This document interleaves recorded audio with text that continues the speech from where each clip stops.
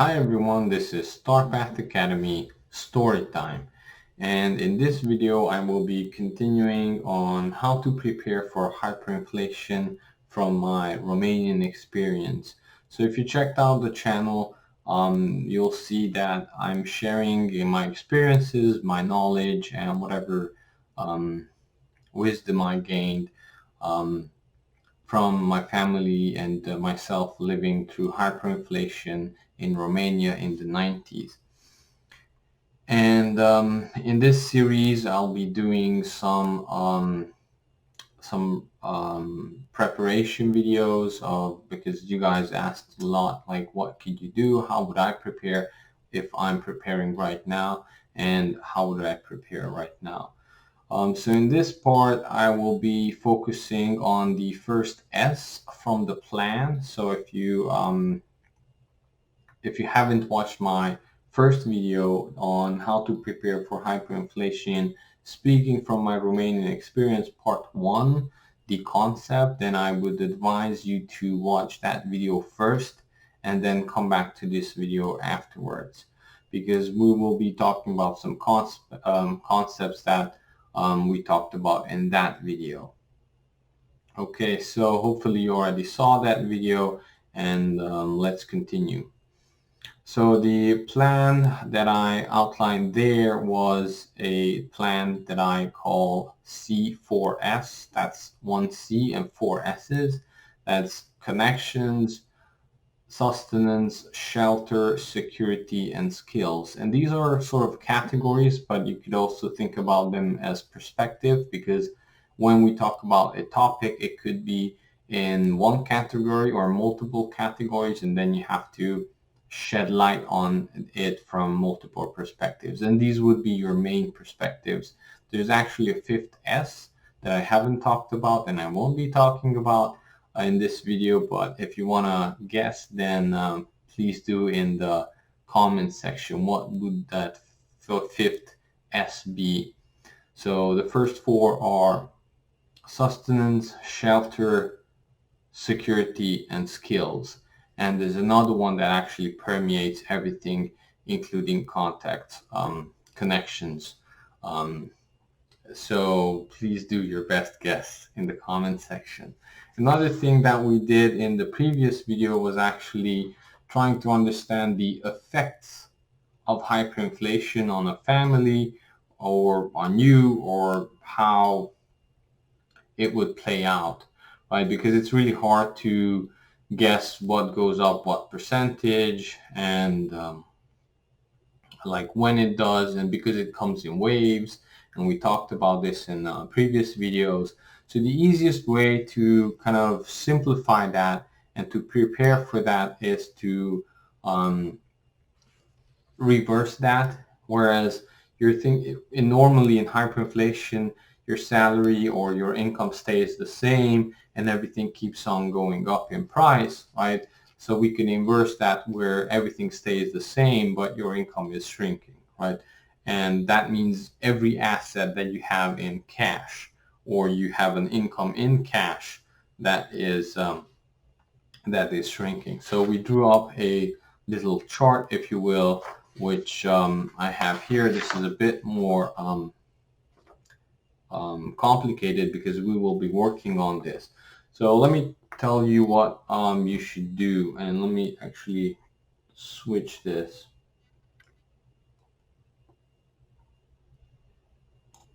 Okay, so the first thing you should do, if you haven't done it in the previous video, is to write down today's date, your salary or your income per month, your mortgage if you have per month, and basically that's a minus of your income, and then your savings. And do your best on this. You don't have to get your accountant, but sort of write up all the savings you have in cash. Okay, then the next step is to write the date 3 months from now, and basically half everything. That means half your income, half your mortgage, and here's the result. Of course, it will be half of the previous one, and then half your savings. And this is how your basic income or basic basically your income is shrinking, it's halving every so often. And that this was actually would not be happening in hyperinflation, but prices would be doubling every so often, right? So this is actually mimicking of what you need to prepare for, right? Another 6 months, write down the date, another 6 months from it, have everything and including your savings. Another 6 months and do the same. Date, have everything and have your savings. So as you can see, in a scenario where hyperinflation is doubling the prices every 6 months, you went from living from roughly $3,000 a month down to $375,000. And your mortgage in this scenario stays the same, so it actually shrinks with everything, because in hyperinflation, your mortgage and your income would stay the same. There are, of course, exceptions, but in this scenario, let's just say your income and your mortgage stays the same, but everything gets more expensive. So that's why in our example, they are actually halving, right? And we went through in this scenario 3 halvings, right? 1, 2, and 3. In Romania in the 90s, we went through 13 halvings plus extra 2, which were not counted because it happened after hyperinflation. And even that was not called hyperinflation, it was called just high inflation. So a temporary high inflation could technically wipe you out by the time you catch up or your salaries catch up. Eventually, they will try to catch up, but by that time you probably lost a bunch of stuff and you had to sell a bunch of stuff. And if you're preparing for this with your own personal plan, and this way you can do your best guesses on what would I buy now from my $3,000 salary that I could use a year from now, right? So that I don't have to buy it from my quote unquote $375 salary. What would that be? And that's the reason why I tell you to make the plan first. Don't just go and purchase everything that you might not need. All right. So do this plan. If you have a rent payment, right, you are not allowed to halve them because rents are rising during hyperinflation, but you are allowed to sort of deduct 25% of it. So like if your rent is $1,000 per month, then 3 months from now it's 750, and then again another quarter of that, another quarter of that you can remove, right, to make this experiment. But it's not as good as mortgages for hyperinflation. And we'll talk about real estate in a separate video, but now you can understand why BlackRock and some of these major companies are buying up single family houses, because they might know better what's coming than some of you do, right? Okay, now let's continue with the video with sustenance. So in the previous video I mentioned, or previous videos I mentioned something homestead, and I guess some of you were confused what the homestead is, because you are either flat house or farm or land or something like that. And homestead, I meant homestead because it's not as big as a farm. In our case in Romania, we went into hyperinflation after communism, but during communism, a lot of land was taken away from private citizens by the government. It was either collectivized or just outright taken away, right? So that means that usually people were left with their primary residence and just some land around it that they were able to keep whatever they grew on that 1 or 2 acres, well, they were able to keep for them because it was usually gardening or something like that. But any land above that was taken away by the government. You were probably forced to work on your own land, but you were not able to keep the profits of it, or whatever you grew on it. It had to be collectivized. That means end of the growing season, everything was put into government facilities and storage places, and then they would give you some of that back or give you a minuscule pay or something like that. But it was never based on how hard you worked or how big your original land was. It was based on total other stuff.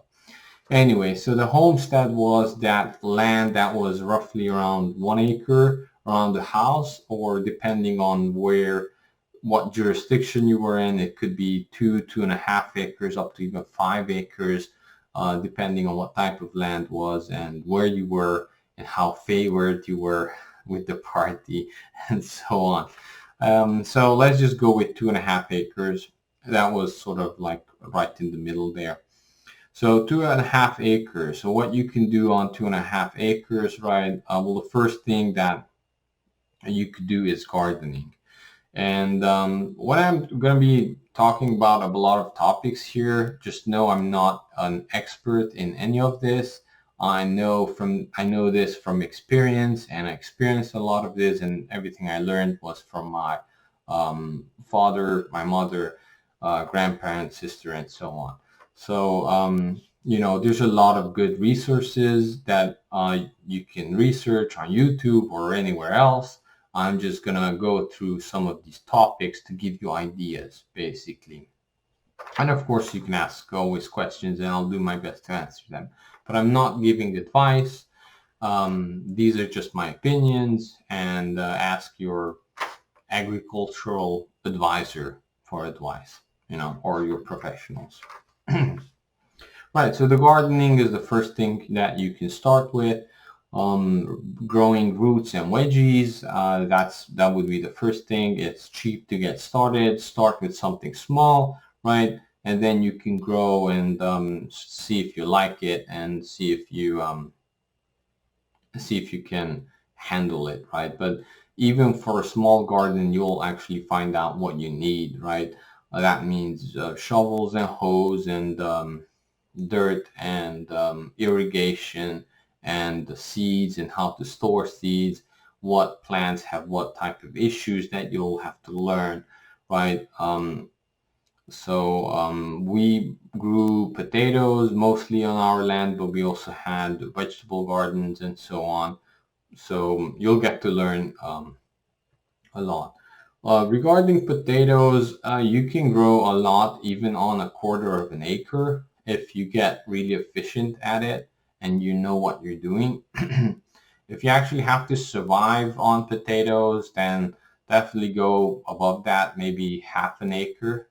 But if you're starting out right now, you don't have to you don't have to go 1/2 acre of potatoes. You can start with just a couple of beds of potatoes, and then you'll be learning on how to do all of this. So exactly how I said previously, when let's say we're looking at gardening or potatoes, that is sustenance, right? The first S, but it's also skills, right?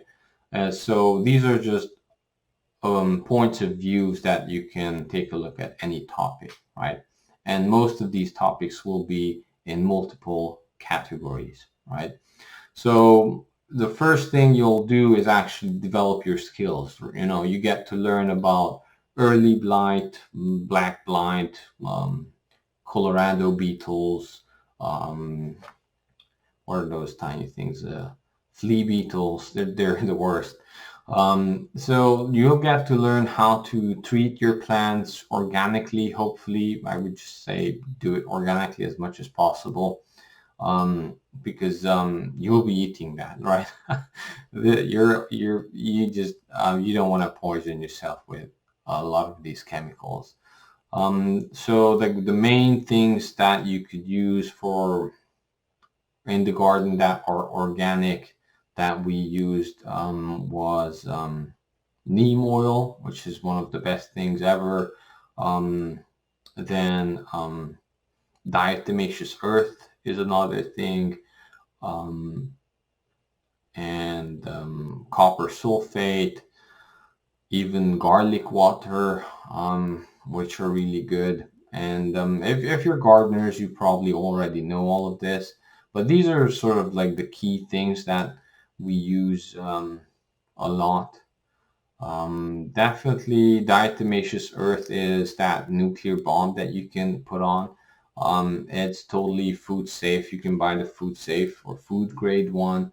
It kills all the bugs instantly. Well, not instantly, but pretty much all the bugs. It doesn't discriminate good bugs or bad bugs, so you might want to use it sparingly. But um, basically, if you don't know what it is, it's like tiny shards um, that kind of cut into the bugs. Like it would be like broken, walking on broken glass for them, and it kind of just kills them off physically, right? It's nothing like harsh chemicals, and it's food safe. You can actually eat it, no problem. It's probably beneficial for you. Some people make their dogs or their horses eat it because it like gets rid of all the stomach issues that they have. So it's actually really good. But one thing I learned regarding diatomaceous earth is that you have to spread it evenly and across all of the surface of the plant, because you don't want to leave like spots that you haven't covered, because then the bugs there won't be affected. It's something physical that needs to cover the bugs and needs to cover the plant, but you need to spread a thin film of it so the plant is not blocked from getting sunlight.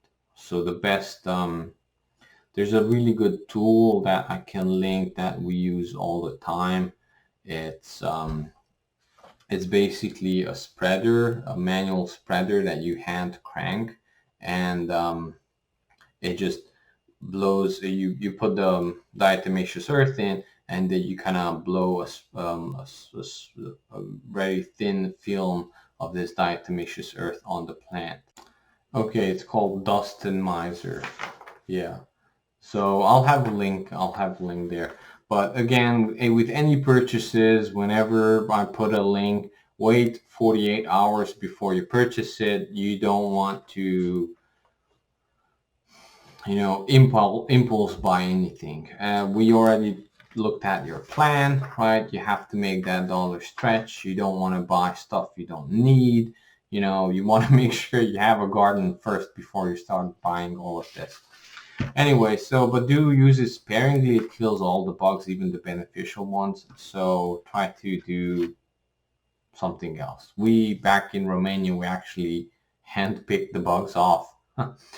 We didn't have a lot of access to chemicals, so we just went out and picked the bugs. Picked the Colorado beetles off manually, and we put a jar or something with some soapy water, and we just flipped them in. Right, actually, soapy water is really good pest control or bug control as well, because bugs have a layer of on their shells. They have something that soapy water washes it off, and then the shells, no matter, don't protect them anymore.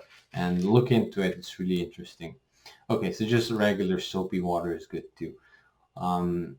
All right. Yeah, so you'll get to learn about all of this stuff, right? Then corn is really good if you have enough space to grow it.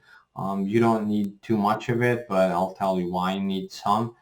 Sunflower seeds was very important for us as well. And it's easy to deal with sunflower seeds, right? But the thing that you need to focus on eventually, if you truly want to be self-sufficient on a 2.5 acres at least, maybe you can get away with it if you have bigger acreage. But if you only have 2.5 acres or something like that, or 3 acres, you need to grow animals basically.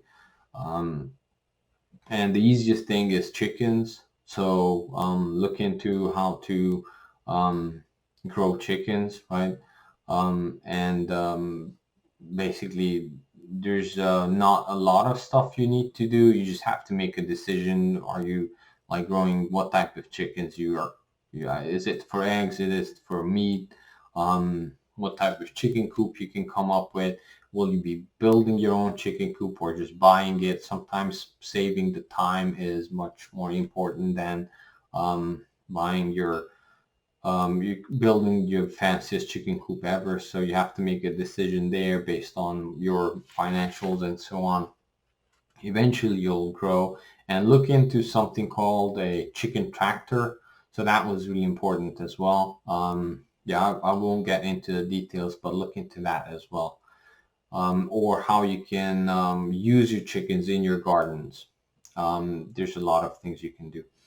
Okay, the other thing was rabbits. My cousin had and has rabbits. We didn't necessarily had rabbits, but I mean, we were close and still are close with the cousin, so we had some rabbits. But processing rabbits is a bit different than chicken.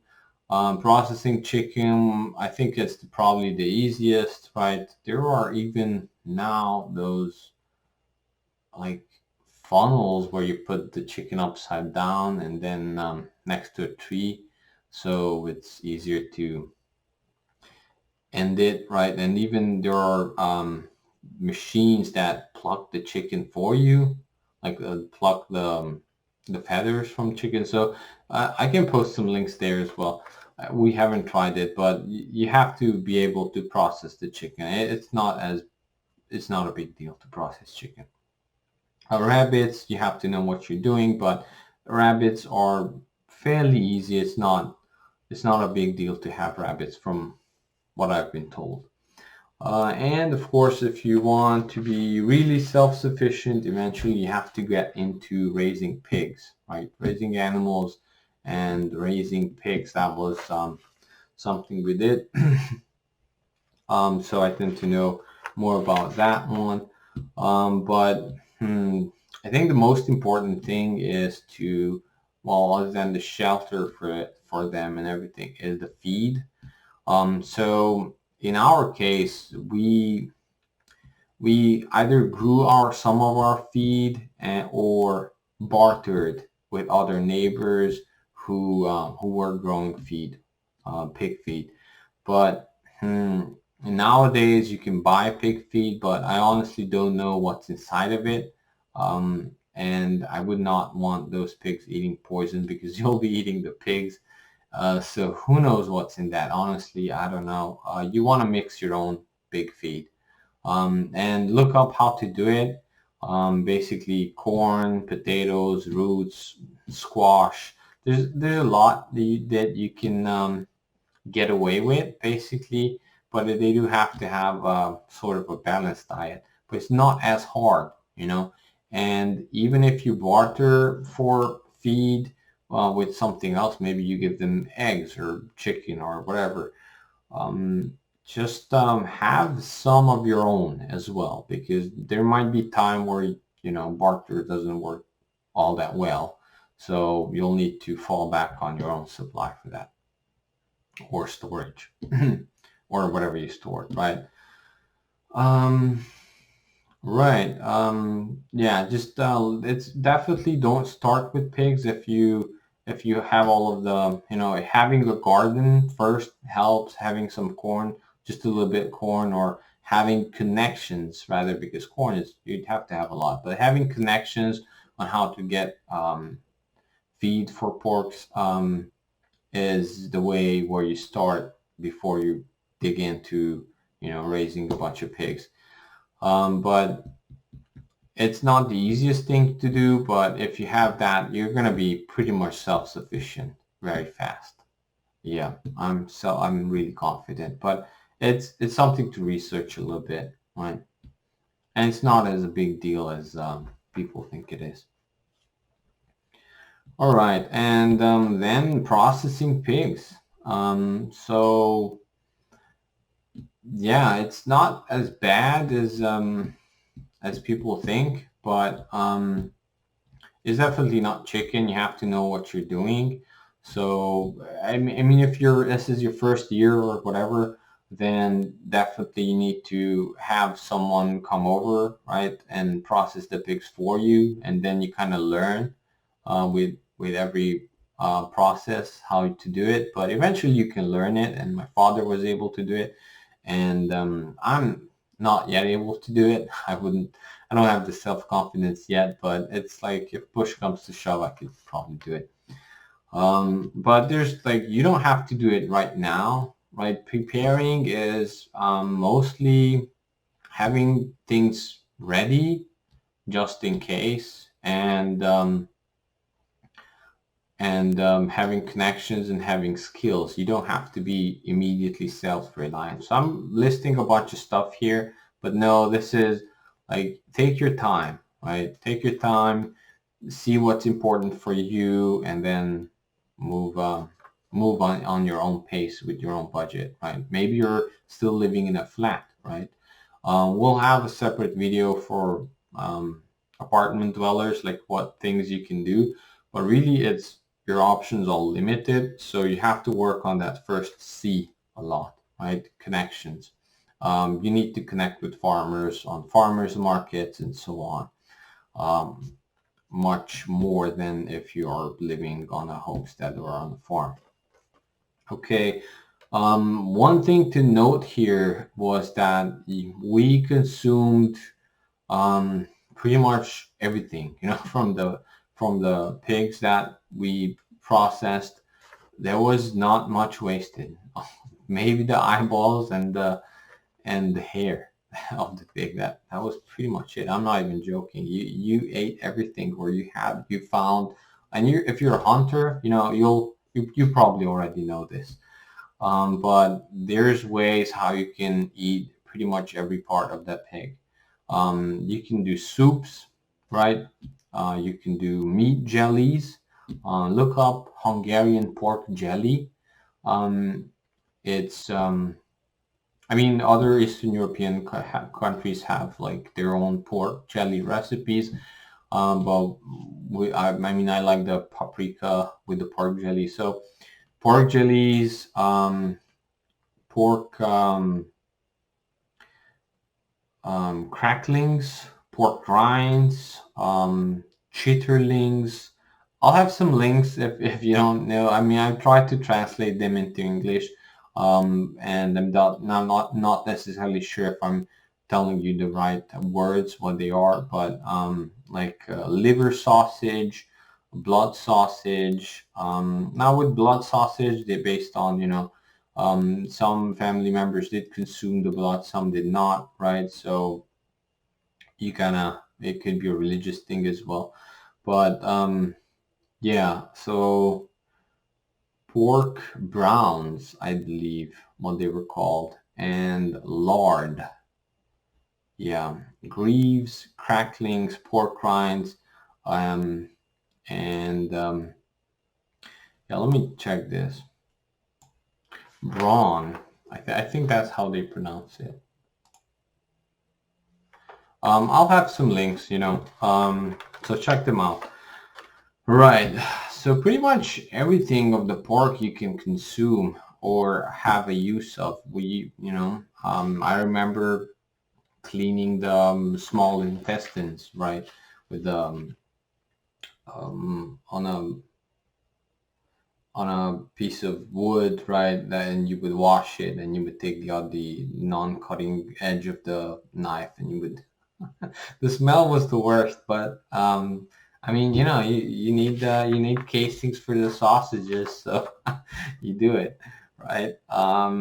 Yeah, it's. I mean, these are life skills. If you think back, like, all of our ancestors probably knew how to do it. It's just in this last 50 years or so, we forgot everything. And it's you got to go back to the basics. You got to go back to the basics, because right now as a society we are kept up, right? And that gives us a lot of time to advance in some parts. So it's good, but it's also liability that if if the tubes or whatever is coming in from society into your own house don't run anymore, right? What are you gonna do? So as I mentioned, you don't have to become self-sustained immediately, but you want to have that in your skill set, in your vicinities, right? So if push comes to shove, you can immediately become self-sustainable, right? Um, Self-sustaining. Um, Okay, so yeah, I mean, just regarding pork, the way we did it was actually after cutting of the pork or letting the blood out and everything, we actually used a flamethrower.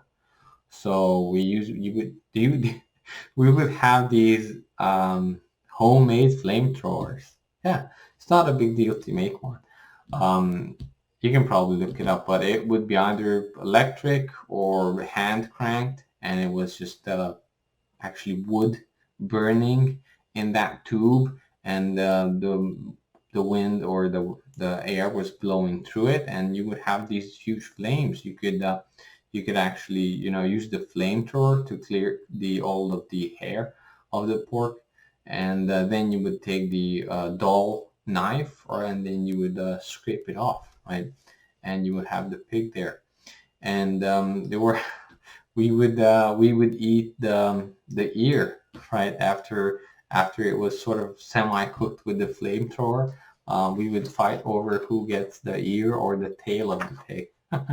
So yeah, and city folk, right? They would actually cut the pig and sometimes process the pig in the flat in the um, in the apartment. So usually what would happen, I mean, think about like a apartment building, and at the entrance of the apartment building where there are, your cars parked or whatever, maybe in a couple of parking spaces would be left, and people would purchase the pig from outside the city, from farmers or whatever. They would put the pig in, and some we even did it once or twice. I remember, or you would put the pig or whatever. You would see these images, old images of Russians or Romanians or Ukrainians, and you would see the pig inside the car, right? And it was inside of the back seat of the car, and that means that because nobody was really prepared for hyperinflation. I mean, think how much are you prepared, right? Do you have maybe you have someone with a truck or something, but maybe you don't. You're in the big city with an electric vehicle, and suddenly you have to bring in your own pork from outside the city and process it right there in front of the entrance to the apartment building, and they would kill the pig right there, right? They would cut the pig right there, and yeah, you could hear the pigs squealing, early mornings, and you would say, "Oh, it's this neighbor, okay," and people would go and help or whatever, if you were invited, of course. And then you had to clean up all that mess, but it was normal. So I'm telling you these examples because a lot of things that don't seem normal or might become normal really fast. It Life changes. Like these are just numbers, right? What we wrote down, or when a YouTuber or whoever is commenting like, "Oh, gold will go to this amount, and your stock market and your hyperinflation, and so many people got rich during hyperinflation." That could be all true, but you might be washing off um, the parking space because your pork is coming in this morning at 6 a.m. and you'll be processing it upstairs in the fourth level in your apartment in the kitchen. Yeah. And you have to make room, and you'll be placing you will be cleaning You will be cleaning the kitchen afterwards, and it was something what people did, right? Yeah. Okay, so yeah, let's move on to food preservation. So food preservation, the first thing you can do is a root cellar. I think that's a no-brainer. Start with a root cellar. It's easy and cheap to do, but do research. It's easy to do a root cellar. It's not so easy to do a really good root cellar. You might not get it right the first time, but don't worry about it. It's you can do another one. The biggest issue with root cellars was you have to make sure that too much water doesn't go into the root cellar. So if you have a barn or something like that, or a covered space, it's just super easy to do it inside there. Um, yeah, I can link to some videos on how to do it. I don't think I'm an expert on this. I do have some good experience with that, but you have to watch out for temperature, right? Humidity and airflow, basically. So these are the three main things, and having sand or something like that in handy will help. But I'm not gonna go into details. I saw some really good videos on YouTube how to build root cellars. The other thing was freezers. Now we didn't have a lot of freezers. I think we had the two families, my aunt and us. We had one freezer together, but remember during communism, it was like we didn't have anything, and afterwards it was hard to get. So it's not necessarily we didn't want to, it's just we didn't have any freezers. But to be honest, frozen food, it has its own issues. It's definitely better than starving. So if that's your plan, that you have a lot of freezers, go at it. I don't think it's bad. Um, but hmm, with electricity being flaky, you might want to think about having a generator for your freezers. Generators aren't cheap, especially the good ones, but maybe you don't need the generator for the full house. And under hyperinflation, maybe you don't care too much if your iPad is fully charged or not, but you will care about your freezer, right? And you can get away with running the generator only like a couple of hours now and then. If your freezer is good, you don't have to run it 24 hours. But yeah, experiment with that, and don't jump into buying or purchasing a really expensive generator. Maybe you can um, loan one or and try it out, like how it works. But if you have a lot of freezers, I think you should be thinking about along those lines. And right, the way we actually preserved meat was curing it, smoking. So, and I think it's a superior way. Um, I think everything, when you think about it, if it was more time tested across like multiple generations going back to ancient times, um, most likely that process has been tested, because if you didn't do it well, you kind of died off, I guess, through evolution or through the generations. So if some good knowledge that has been passed down from families or older family members, that will work really well. Believe me on that. So smoking was what we did mostly. My father had a cousin who had a smoke house, and then my own cousin built on my mother's side a smokehouse. Actually, my dad helped him. So look into that. But smoking with a smokehouse to preserve meat, right? So it's different than smoking or barbecue or whatever. So smokehouse, and what you need to smoke, and well, for the meat, and how to do it in order to do it just right. So another skill that if you want to get started with it, I think it's the best way to store meat. And you don't have to store meat, for years or 60 years or something like that. You just store it until the next year, right? Because what we had was we usually caught the pig during the winter time, and then all through the next year until summer, you could store the meat using smoke or salt and sugar, maybe. I only had it here in the United States. We didn't use sugar, but you could actually store it with sugar. I just don't like too sweet meat at all. But you can use sugar, salt, and actually chili peppers because yeah, so you need to make something to cure it. And drying it, you have to dry it, right?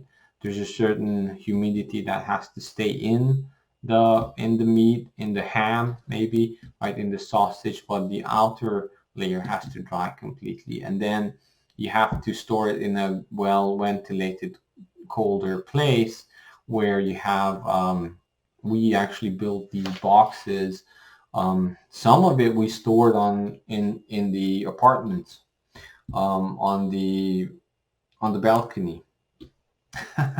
So apartments and city dwelling people will become actually rural folk without the land and without the infrastructure. Because in order to survive, they had to, right? They had to find ways how to store meat. And we were on the farm and we were on the homestead, but my father was working and in the factory, and my mother was working, and then at some point I was back in school, and so, and then university and whatever.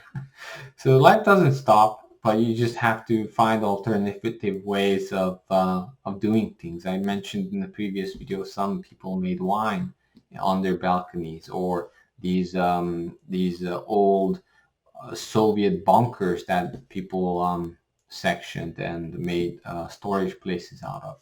So yeah, basically city people will become or became rural folk without the infrastructure and without the land, and they just made it work, and we made it work. Like there's stuff you can grow inside the apartments.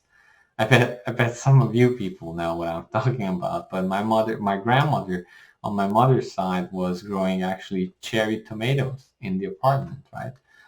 So you can start with that for skills, right? Or even growing tents or whatever. I wouldn't necessarily go full on crazy, because if you really want to garden, garden maybe just buy a plot of land somewhere outside the city and you can just go back and forth, or maybe put up a shed and sleep overnight there.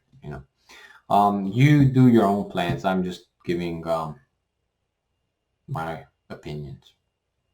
Okay, so smoking was the best for us, and we would store the meat like that and dry it.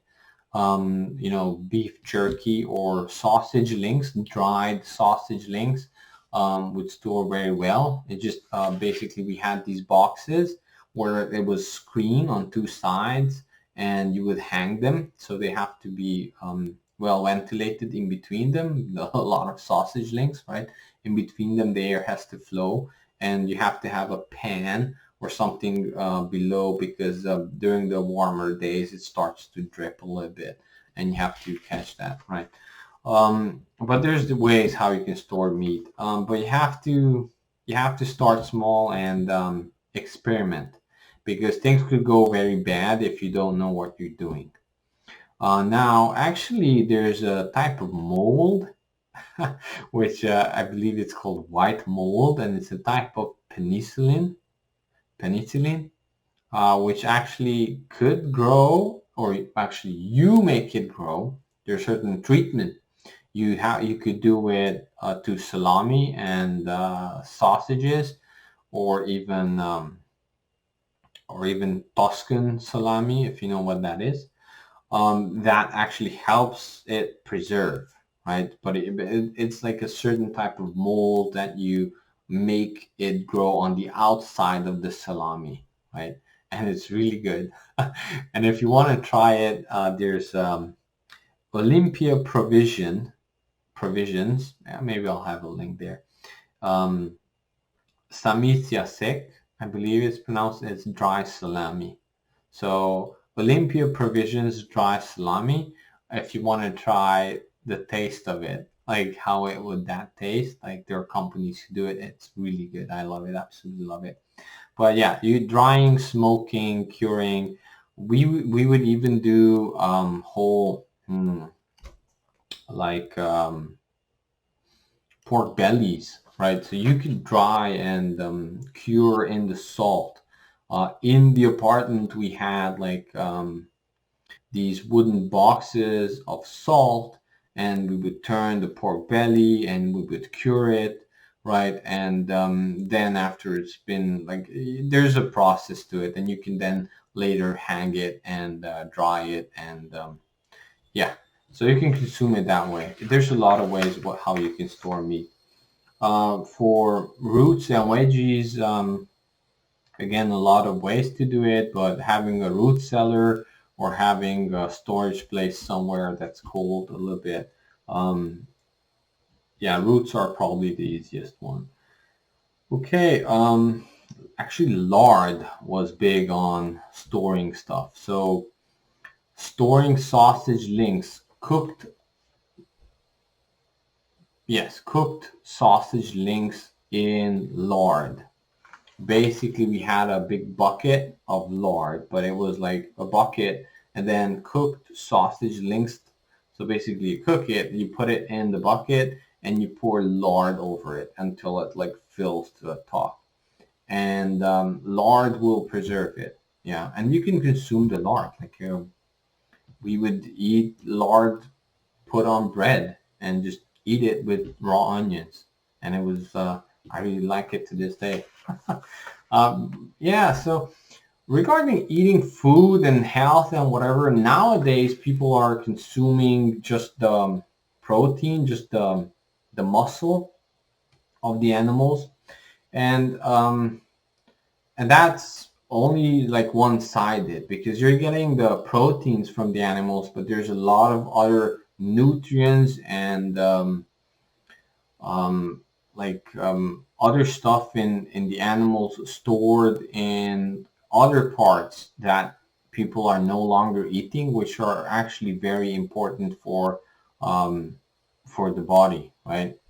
Like think about like the gelatin, right? The like people buy these packs of beef gelatin if they for their joints or whatever. Like if you would be consuming the whole animal as is, right? Then in parts of that there are certain vitamins, there's certain salts, certain elements that you consume that is actually necessary for your own health, for your body, right? And then you don't need a bunch of supplements because we need supplements now because there's it's the only the flank steak that we eat, right? You go to a restaurant, it's nicely cooked and whatever, and then you don't even eat the potatoes with it. And it's good, it's protein, whatever, but it's not holistic, I guess. So, if you don't consume meat, then you have to work out another way how to, get all of that. But it's in 2.5 acres, it's really hard to do it, in my opinion. But I would love to hear like what you can do from soy or whatever. Yeah, beans were big. Beans were big, by the way. So right. There's a movement now where people are eating raw meat, and I'm not gonna tell you my opinion about that, but they do get things right. Some of the things for sure, where they do consume like the liver and some other stuff. I don't necessarily know if you have to consume it raw, but definitely liver or chicken livers and um, beef liver. These are all like nutrient. rich.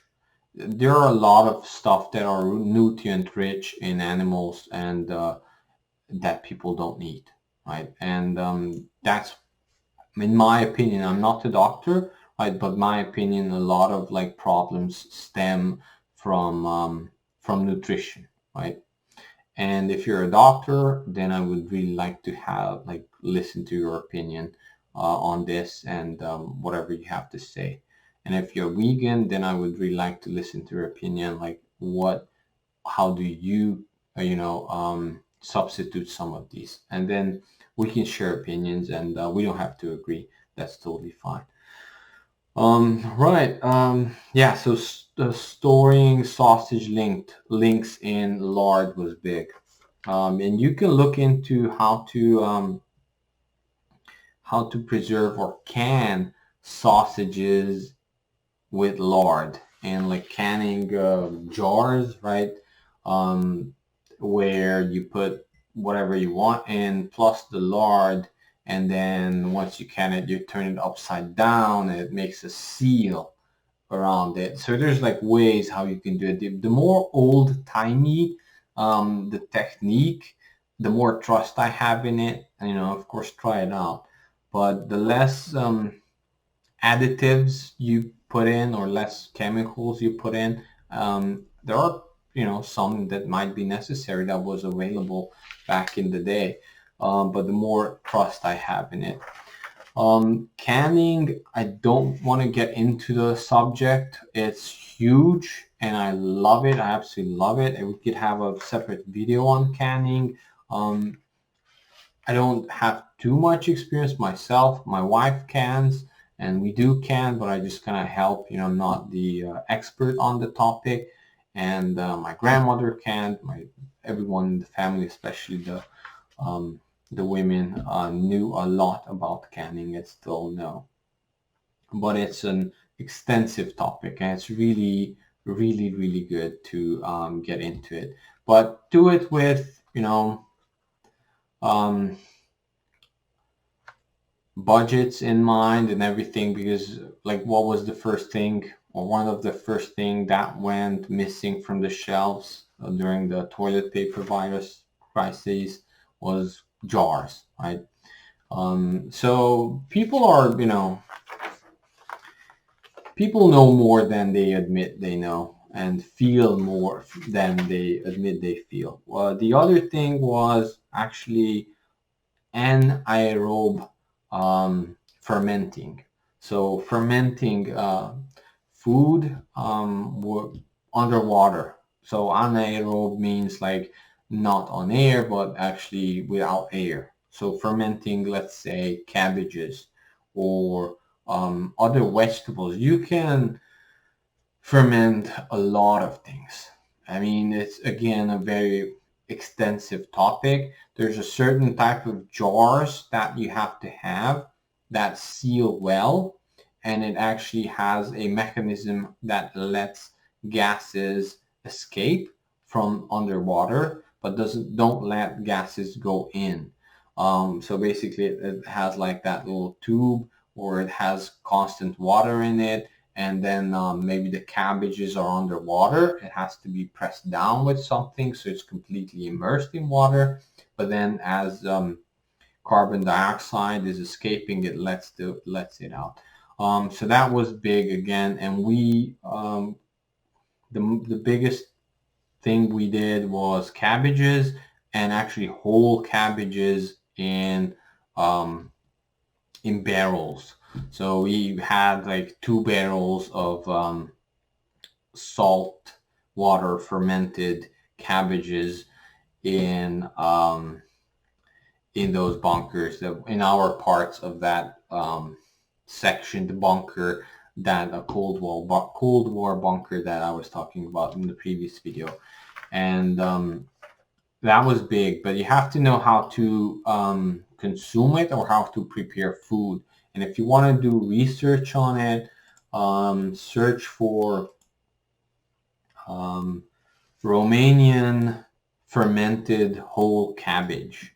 It's Romanian, Hungarian, Serbian, whatever. They all differ. but I think the one that we did was Romanian for the way. But it's really just a little extra seasoning that you add. Then look up Hungarian pork jelly on YouTube if you want. Then I'll give you some more links on brawn and yeah, I mean there's a lot. There's really a lot. But cabbages, fermenting cabbages. Now, if you want, you can start with maybe those gallon jars or half-gallon jars and just do maybe some green tomatoes with cabbage, with onions, garlic, or something like that. There are really good recipes. I will have a link to a website where actually you can learn a lot about it. We do it all the time, you know, but my preferred is just cabbage. And if you want to go bigger, then you can do the whole cabbages, and there's a process for that. And look up Romanian whole cabbage fermenting, and that's my father was really good at it. But you have to know then how to prepare certain types of food from those whole cabbages, right? You kind of have to take the leaves off, and you take stuffed cabbage, or there's really good foods that you make that you can make from it and only from it. So basically you need it for certain type of Eastern European foods. And wow, those are just mouth watering. Okay. Um, and of course, space. You know, you need the space to store all of this. You have to work on that. And, you know, of course, it's cold, dry space, or cold, humid space if it's a root cellar. If you're living in an apartment, you take a look at, just scan through your apartment and see what type of modifications you can make, right? To get started. But if you're in an apartment, you probably won't be able to store a lot, but getting even trying some of these stuff out just to get the skills, I think it's really good. The other thing that I wanted to mention was actually freeze drying, right? And there are some other modern ways of storing food, and you can buy freeze-dried provisions or food that are actually, you know, have prepared, just add water type of deals. The issue that I have with that is that it's not really investing, it's purchasing something. And I'm not against it, but the difference between buying a lot of cans and, you know, doing some of the stuff that I was talking about is that these are skills and life skills that you're actually gaining, you know. So in my opinion, these are good even if you don't, if hyperinflation doesn't happen, right? Whereas canning and buying a lot of cans and buying a lot of freeze-dried food is good if you have a major calamity, and it's probably good to have for those types of situations. But if you start with that and you invest too much in that, you're basically, you yourself are frozen in time. You know, there's now not enough money to do other stuff, and then you look at that and you're scared out of your mind. Oh my God, what is this world coming to? I'm storing a bunch of food in the closet or something like that. If that, however, gives you peace of mind, then um, then it's something to consider. You know, I'm not against having some of that for maybe a month, 2 months, 3 months for your family, based on your budget, what your plan is. You know, especially if you have like a cabin somewhere, or you have you know, a different house out somewhere or whatever, and you want to just have it there. You know, I don't have anything against it. Some people freeze dry their own food. And I think that's amazing that you can do that. And some of you can purchase these machines, and good for you. And I would love to know more about it. But to me, that is there's a certain spot in your whole arsenal of things that you can do, which that can be, either the very first thing you do just to have peace of mind, maybe a week for food for a week, food for a month, whatever, or it could be the very last thing you do where, wow, I'm so prepared and all of this, but then, it's always good to have something extra if something doesn't go the way it was planned, right? Or just take it, buy and purchase month by month or year by year a little, and build that storage that way, even if it's cans or even if it's freeze-dried food. And the deal is, my deal is that you don't want that fearful mentality setting in. And for a lot of people, when they are hoarding cans and hoarding a lot of freeze-dried food, it's it actually amplifies the fears that you already have. And that's this channel is not about, amplifying fear. This is gathering skills, gathering information, so you are more trusting in your own capabilities, that you will be able to handle a possible situation that could happen, or something like that, right? So that's why I didn't want to start with those, but I'm happy to have conversation about those as well. So the next thing would be storage places. It's really your place. You know what's best. Research a bit more on how you can work it out. But yeah, having at least living in a house is a big advantage, right? In our homestead, like the attic was just a storage place for us. Now, attics back in Romania in the 1990s looked totally different. With the like right now, house attic is full with insulation and not healthy stuff, right? Who knows what's going on there? But back in Romania, it was actually built in a way where it could be used as a storage. Now, if you have the money or whatever to make that happen, good for you.